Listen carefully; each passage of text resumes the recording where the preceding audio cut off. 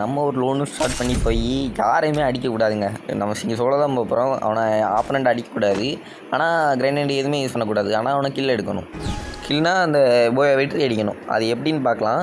நம்ம இப்போ என்ன பண்ண போகிறோன்னா, ஓரியன் நான் தான் எடுத்துகிட்டு வந்துட்டேன். ஓரியனும் போட்டு நம்ம அவனை கில் பண்ணிடலாம்.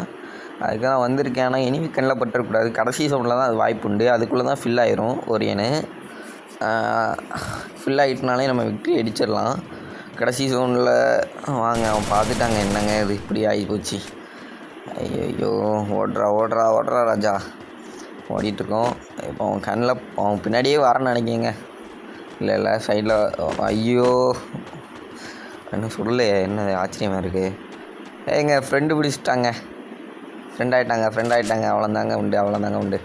ஓகே, இனி ஈஸியாக அந்த சேலஞ்சை முடிச்சிடலாம். இதே மாதிரி வேறு ஏதாவது ரொம்ப டஃப்பாக தந்துடுறாங்க. ஏதாவது சேலஞ்சு தந்துட்டு போங்க. நம்ம எல்லாம் அந்த சேலஞ்சை முடித்து அடுத்த ரீல்ஸில் போடலாம். ரீல்ஸாக போடலாமா இல்லைனா வீடியோவாக போடலாமான்னு கமெண்ட் பண்ணுங்கள். வீடியோனால் யூடியூப்பில் வந்துடும். நீங்கள் யூடியூப்லேயும் பார்த்துக்கோங்க. ஓகே, யூடியூப் சேனல் வந்து கமெண்டில் கொடுக்குறேன். மறக்காமல் போய் ஒரு சப்ஸ்கிரைப் பண்ணி உங்கள் ஆதரவை தாங்க. இப்போ நம்ம கன்னெல்லாம் கீழே போட்டுருவோம். ஏன்னா ஒரு வேளை ஃபயர் பண்ணிட்டான்னா சிக்கமாயிரும். சும்மா அவனை எமௌண்ட்டு போட்டு நல்லா கொஞ்சம் ஃப்ரெண்டாக்குவோம்.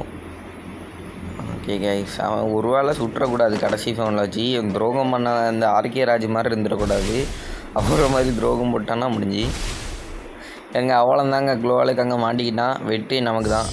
எங்கள் எலிமினேட் ஆயாச்சு. வெற்றி.